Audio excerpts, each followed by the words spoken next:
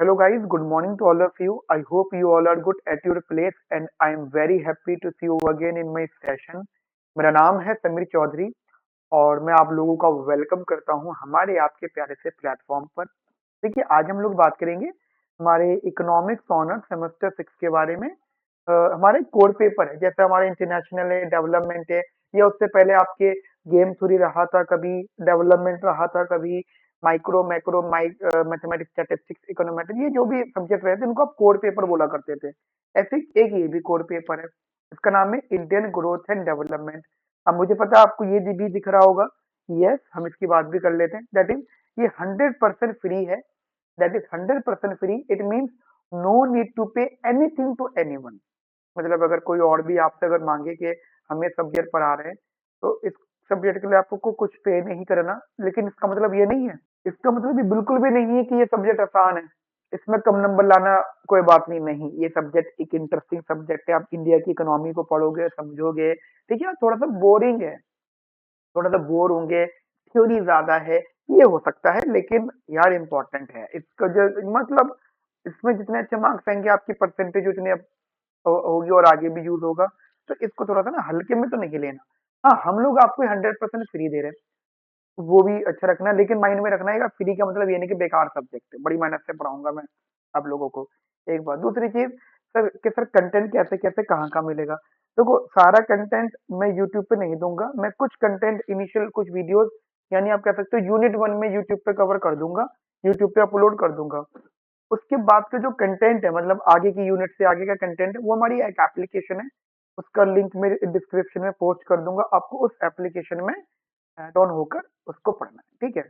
अब सिलेबस की अगर मैं बात करता हूँ तो ये सिलेबस हमारे पास में इधर है ना, ये दिसंबर 24 है, मतलब 2025 एग्जाम के लिए था। ठीक है, 2025 एग्जाम का सिलेबस है पिछले साल का। अब 2026 के लिए उन्होंने कोई सिलेबस नहीं दिया है। तो मैं फिर वही आपको बोल रहा हूँ कि पुराना कंटेंट, पुरानी वीडियोस, पुराना सिलेबस नहीं करना है आपको। No need to do anything which is old, useless रहेगा वो सारा का सारा आपका। ये बात समझ में आती है। अच्छा, कंटेंट मैंने आपको सारा बता दिया है किस तरीके से हम लोग करेंगे। ठीक है। अच्छा, अब एक चीज और आप जरा अपने माइंड में रखना। देखो, क्योंकि ये सारा थ्योरी पेपर है तो हो सकता है कि आपको लगे कि सर इसमें कैसे पढ़ना है, क्या करना है। तो वो एक तो इसमें नोट्स बहुत बड़ा रोल प्ले करेंगे। ठीक है, नोट्स बहुत बड़ा रोल प्ले करेंगे, वो आपको करना है। प्लस एक ना मैं क्वेश्चन बैंक बनाता हूँ हर बार। ठीक है, वो क्वेश्चन बैंक मैं इस बार भी बनाऊंगा। एक क्वेश्चन बैंक बनाता हूँ, जैसे मान लीजिए हमारे पास में 4 यूनिट, अभी एक एक करके बात भी करेंगे, पहले हम पैटर्न डिस्कस करें अपनी क्लास का। जैसे 4 यूनिट है, ठीक है। अब 4 यूनिट है, पेपर में तो क्वेश्चन कम आते हैं, 7-8 क्वेश्चन आते हैं, लेकिन अब 4 यूनिट में से कैसे क्वेश्चन कवर होंगे। ठीक है, तो मैं ये भूल जाऊंगा कि क्वेश्चन कितने आते हैं, लेकिन मैं उसी हिसाब से चारों यूनिट्स में से जैसे 10 क्वेश्चन यहाँ से, 10 क्वेश्चन यहाँ से, 5 या 7 क्वेश्चन यहाँ से और 10 क्वेश्चन यहाँ से। तो 10 10 10 30 और जो है 5 क्वेश्चन यहाँ से 35। तो 35 क्वेश्चन, तो मैं अराउंड 35+ क्वेश्चन आपको दूंगा जो बिल्कुल आपके एग्जाम ओरिएंटेड होंगे। ठीक है, पीवाईक्यू में मैं पिछले साल के क्वेश्चन मैं ऐड कर लूंगा। उसके बाद में सारे क्वेश्चन आपके लेटेस्ट मेरी साइड से होंगे। ठीक है, और जो भी मैं रिसोर्सेज यूज कर सकता हूँ सारी रिसोर्सेज को यूज करके मैं 35 क्वेश्चन का क्वेश्चन बैंक बना के आपको दूंगा, और विद सॉल्यूशंस होंगे या विद आंसर्स होंगे वो, जिसमें से कि आपको प्रॉब्लम भी ना हो। लेकिन ऐसा नहीं कि सर सिर्फ यही क्वेश्चन बैंक कर लिया हम, नहीं, आपको पहले कंसेप्ट भी समझने हैं। अब एक प्रॉब्लम ये है कि मैं इतनी इतनी सारी मेहनत कर रहा हूँ, तो कुछ बच्चों का मानना ये है मुझे, क्योंकि हमारे पास अदर सब्जेक्ट में बच्चों ने बहुत इनरोल करा है, उनका मानना यही है कि सर फिर डिफरेंस क्या रह जाएगा। तो एक स्टूडेंट की बेसिस पे ही हम लोगों ने एक जो है एक अपनी जो पेड क्लासेस हैं उनका मैं आपको दिखा देता हूँ। उनका हमने जो है अपना कोर्स स्ट्रक्चर तैयार करा है। देखो, सबसे पहले हम लोग इकलौते हैं जो अ, इतने हैवी और इतने नंबर ऑफ ज्यादा ग्रुप डिस्काउंट्स आपको प्रोवाइड कर रहे हैं। देखिए, सबसे पहले सबसे जरूरी बात, ये Indian growth and development 100% free है। अब अगर आप 3 सब्जेक्ट का कॉम्बो लेते हैं, देखो ऐसा तो बिल्कुल भी नहीं कि आप सारे सब्जेक्ट अपने अपने एंड पे हैंडल कर लोगे।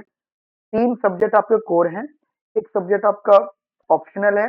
ठीक है, और कुछ कॉलेज में तो एक दो एक आध सब्जेक्ट और भी है, तो मान लो 4 पेपर्स हैं, तो 4 के 4 पेपर आप सेल्फ स्टडी नहीं कर सकते हो, आपको कहीं ना कहीं तो गाइडेंस की जरूरत पड़ेगी। तो ये सब्जेक्ट तो हमने आपके लिए फ्री कर दिया।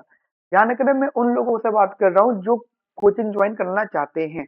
जो ज्वाइन ही नहीं करना चाहते कि सर हमें ज्वाइन ही नहीं करनी, तो फिर तो इसका मतलब ये है ना कि आपको किसी की पर्सन की जरूरत नहीं है।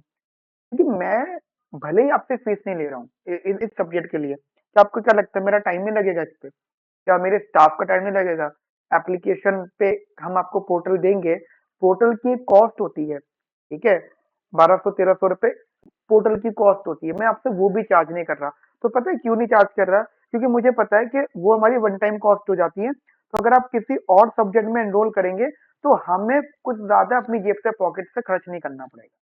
तो अपनी सर्विस जारी है, कोई बात नहीं, इतना तो हम मदद कर सकते हैं आप लोगों के लिए। तो जैसे डेवलपमेंट इकोनॉमिक्स है, और कोई भी ऑप्शनल पेपर जैसे financial economics, money and financial market और रिसर्च मेथोडोलॉजी, एक इंटरनेशनल इकोनॉमी है, ठीक है। अगर आप तीनों को तीनों लेते हो, ठीक है, तो यहाँ पे अभी 50% का ऑफ चल रहा है, जिसमें हर बच्चे को 6,750 रुपीज पे करना है। 4 सब्जेक्ट अगर आप डिवाइड भी करते हो ना, 1600-1700 रुपए का एक सब्जेक्ट आपको पड़ गया यहाँ पे। इसको और आसान कर दूं मैं अगर आपके लिए, तो यहाँ तो और 1100 का मतलब ये 1375 में आपको तीन के पैसे ले लेना। अगर आप चार देखो, जैसे 4100 कुछ समथिंग है 4 पेपर्स के लिए, तो ये आपको कुछ 1000 रुपए या 1100 रुपए पर पेपर पड़ गया, ठीक है। तो इतनी लोएस्ट कॉस्ट हम लोग प्रोवाइड कर रहे हैं, ठीक है। तो एक ये आप लोग अपने माइंड में रखना। ओके, चलो ये तो आप, ये तो बात की चीजें हैं। एक बार अपन लोग सिलेबस के बारे में जैसे कि हम डिस्कशन कर रहे थे, वो सिलेबस में आपको एक बार जरूर दिखाता हूँ। देखिए सिलेबस में अ, जो पैटर्न रहेगा, पैटर्न एग्जाम को बहुत सिंपल है, बहुत क्लियर है, ठीक है। कि जो पैटर्न है वो बहुत क्लियर है, दैट इज जैसे आपके पेपर में 8 क्वेश्चन आएंगे, 8 क्वेश्चन, ठीक है, and you have to attempt any 5। यहाँ पे ना कोई यूनिट वाइज वेटेज नहीं है, यूनिट वाइज का वेटेज वाला कंसेप्ट नहीं है, लेकिन हाँ 4 यूनिट से ऑन एन एवरेज एक यूनिट से मिनिमम एक क्वेश्चन आ सकता है, मैक्सिमम 3 क्वेश्चन आ सकते हैं, बस ये फ्रेमवर्क है। हर यूनिट से मिनिमम एक क्वेश्चन आना जरूर है। अब वो उसके ऊपर कितने पूछे हैं, तो 1 to 3 क्वेश्चन की फ्रेमिंग है ईच यूनिट, ठीक है। और टोटल 8 क्वेश्चन पूछे जाएंगे आपके। तो अगर उन्होंने एक एवरेज दो दो क्वेश्चन भी लगाए तो 8 क्वेश्चन फ्रेम होगा, and you have to attempt any 5। एक बात हो गई। दूसरी चीज क्या हो गई बेटा, कि अगर और 18 नंबर का एक क्वेश्चन होगा, उसके बाद क्या हो गया, जैसे आपको 5 क्वेश्चन अटेम्प्ट करने हैं, 3 क्वेश्चन अटेम्प्ट नहीं करने हैं, तो you can skip any 1 unit, ठीक है। बट मैं भी वो यूनिट स्किप करने का सजेशन नहीं दूंगा, पढ़ाई आप सारी करो। अब जल्दी से मैं सिलेबस के बारे में डिस्कस करके मैं पढ़ाना शुरू करता हूँ, ठीक है। सबसे पहली यूनिट जो है, ठीक है, that is economic growth since independence. Actually Vijay Joshi 2016 की बात कर रहे हैं, उन्होंने ये आर्टिकल लिखा है। ये आर्टिकल मैं आपको बता दूं, ये रिवाइज्ड आर्टिकल है, ठीक है, विजय जोशी का। That is India long run, India long road. 2012 में, 2010 में, हम लोग 2010 में भी हमने यही आर्टिकल पढ़ा था, इंडिया लॉन्ग रोड। लेकिन तुम सोचोगे तो 2010 में 2016 का कैसे आर्टिकल आ गया? तो ये रिवाइज हुआ है, डेटा वगैरह रिवाइज करे इन्होंने, ठीक है। और द सर्च फॉर प्रोस्पेरिटी, हमें चैप्टर नंबर 2 यहाँ से स्टडी करना है, ठीक है। इसमें इंडिया लॉन्ग रोड मतलब इंडिया की ग्रोथ के बारे में बात हो रही है। दूसरा है Rakesh Mohan, moving India to a new growth trajectory, need for a comprehensive big push. वो जैसे मैं आपको बता देता हूँ, 2020 इंडिया का जो 2020 वाला कह सकते हो दशक है, ठीक है, वो एंटरप्रेन्योर्स के लिए है। अब देखो तो आफ्टर कोरोना एंटरप्रेन्योरशिप को काफी ज्यादा प्रमोट किया गया, काफी ज्यादा। क्यों? क्योंकि उनको लगता है कि लोगों के पास आइडियाज बहुत है बट पैसे नहीं है। इवन इंडियन गवर्नमेंट भी अप टू 1 करोड़ रुपीज दे रही है for your new new idea implication. तो if you have any new idea, you can ask to the government कि भैया हमें पैसे दे दो, वो आपको 1 करोड़ रुपए देगी, ठीक है। समझ में आई मेरी बात आपको? तो एक ये चीज आप लोग अपने माइंड में रखना। तो this is basically the big push. उसके बाद में ये रीडिंग नहीं करनी जिसके ऊपर स्टार लगा हुआ है, this is not for the students, this is only for the teachers. तो हमें क्या करना है, इस रीडिंग को हमें पढ़ना है, ठीक है, और इसकी टर्मिनोलॉजी, इसकी नॉलेज आपको और डिलीवर करनी है, जो इन दोनों रीडिंग में रिक्वायर्ड होंगी, ठीक है। अब आता है unit 2, that is the sectoral performance and concerns issues in agriculture, industry and services, right? This is the very and very important unit and very lengthy unit. देखो 4 रीडिंग्स हैं, ठीक है? जैसे महेंद्र देव है 2018। अगेन सिलेबस में अगर आप देखोगे तो हो सकता है कि आपको कुछ-कुछ नाम कॉमन मिले, ठीक है? कुछ-कुछ नाम, लेकिन please check the year also, year भी देखना, ठीक है?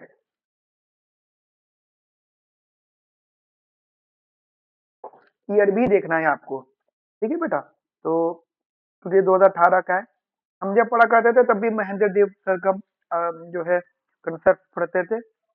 वो अब इसको थोड़ा सा अच्छे से माइंड में रखना। एक ये महेंद्र देव की रीडिंग है, transformation of Indian agriculture, growth, inclusiveness and sustainability. एक J Chakravorty Nagaraj has India de industrialised prematurely disaggregated analysis. ये ईपीडब्ल्यू एक आर्टिकल होता है, ज्यादा नहीं, सिर्फ 6 पेजेस आपको यहाँ पे स्टडी करने हैं।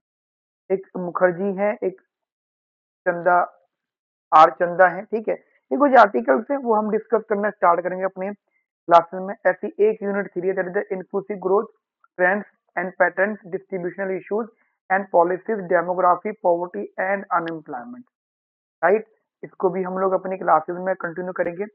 एक्चुअली इसमें आपको बेसिकली एक तो इंक्लूसिव ग्रोथ का मीनिंग क्या होता है कि सारी ग्रोथ, कुछ कुछ ग्रोथ ऐसी होती है कि जैसे एग्जांपल मैं हूँ, मैं आपको पढ़ा रहा हूँ, ठीक है? अब अगर मैं आपको पढ़ाने से पहले एक कोई भी एवी कोई आर्टिकल पढ़ लूं अपनी नॉलेज के लिए, और अपनी उस नॉलेज को तुमको पढ़ाते हुए उसको इस्तेमाल करूं, और वो आपके एग्जाम में भी आपकी आंसर राइटिंग में आपको सपोर्ट करे, इसे इंक्लूसिव ग्रोथ कहते हैं, आसान भाषा में। वैसा तो बहुत डिटेल इसका मीनिंग है, ठीक है? आसान भाषा में डेमोग्राफी, जैसे हमारी जो पॉपुलेशन है वो अच्छी पॉपुलेशन हो, डेमोग्राफी, पॉवर्टी एंड अनएम्प्लॉयमेंट, ये सारी चीजें अपन लोग डिस्कस करेंगे। इसमें भी 4 रीडिंग्स है, लेकिन ये थोड़ा सा कम इम्पोर्टेंट है। इवन ये रीडिंग नहीं है, 3 रीडिंग्स आपको यहाँ पे करनी है, ठीक है? कुछ कुछ पेजेस ही हैं, बस पेजेस के नाम पे हमें करना है। जैसे सिर्फ 4 पेज पढ़ने हैं यहाँ पे, यहाँ पे आपको मोटे मोटे तौर पे 12-13 पेज पढ़ने हैं, 4 पेज यहाँ पढ़ने हैं, ठीक है? 3 पेज यहाँ पढ़ने हैं और 15 पेज, 12-13 पेज यहाँ पढ़ने हैं। तो मोरलेस छोटे छोटे कंटेंट आपको स्टडी यहाँ से करना है। उसके बाद में unit 4, this is a very important unit, ठीक है? ये जो है ना इकोनॉमिक्स, अगर आपको याद हो, थोड़ा बहुत अगर आपको याद हो, तो शायद सेमेस्टर 5 में तुमने, सेमेस्टर 5 में नहीं, तुमने नहीं, थोड़ा सा 2-3 साल पहले की जो हमारी इंडियन इकोनॉमी हुआ करती थी, ये नेहरू एरा, ठीक है? मेरी कोई पुरानी वीडियो मैं आपको शेयर करूंगा, नेहरू एरा मतलब सेमेस्टर 5 पे, ठीक है? वो मैं भेजूंगा, लेकिन वो सेमेस्टर 5 पे हुआ करती थी। ये वही आर्टिकल है, P Balakrishna, the recovery of India, economic growth in the Nehru era. हम नेहरू एरा की बात करेंगे, डिटेल डिस्कस मैं आपके साथ करूंगा। 2022 का India trade policy in the 21st century and India development update, ये 2024 लेटेस्ट है, ठीक है? इसमें ज्यादा कुछ नहीं, हमें देखो मुश्किल से 4 पेज यहाँ पर है, 3-4 पेज और 1 पेज यहाँ पर है, तो 5 पेज मैक्सिमम यहाँ पढ़ने हैं, ठीक है? और इसमें 9 पेजेस यहाँ पढ़ने हैं, और ये पूरा एक आर्टिकल है। तो ये स्टडी हम लोगों को इधर करनी है, ये नहीं करना। जिन जिन पे स्टार लगा होता है वो नहीं करना होता।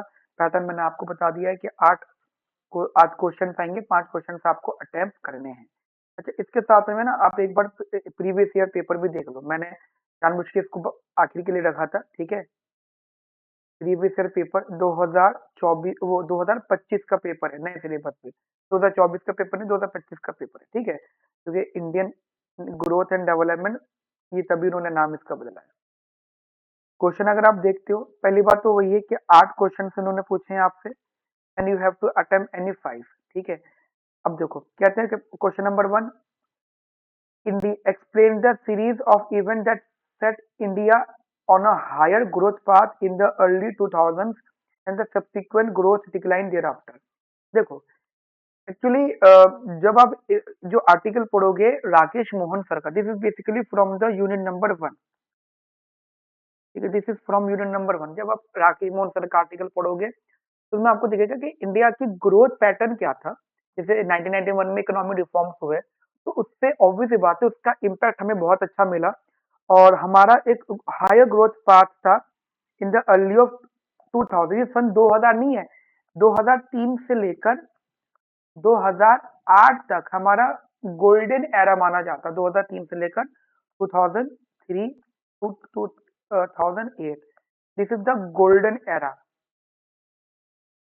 ये गोल्डन एरा माना जाता है, तो ये बहुत अच्छी ग्रोथ, हाईएस्ट ग्रोथ हुई। बट उसके बाद क्या हुआ, उन सारी इवेंट्स को भी एक्सप्लेन करना है हमें यहाँ पे। ठीक है, ये क्या वाला क्वेश्चन है, that is in a poor developing country the touch stone of successful economic performance is poverty alleviation. Poverty हटाओ, गरीबी हटाओ, ठीक है, क्या गरीबी हटाओ से रिलेटेड पॉलिसीज वगैरह। जो भी पुअर डेवलपिंग कंट्री है, हम जनरली इंडिया का नाम नहीं ले रहे, but we have to use the example of India. अब आप यहाँ पे दिल पे मत ले लेना बात कि सर इंडिया गरीब कंट्री है। हाँ, डेवलपिंग है ना, अभी डेवलपिंग वाले एरिया में, ठीक है।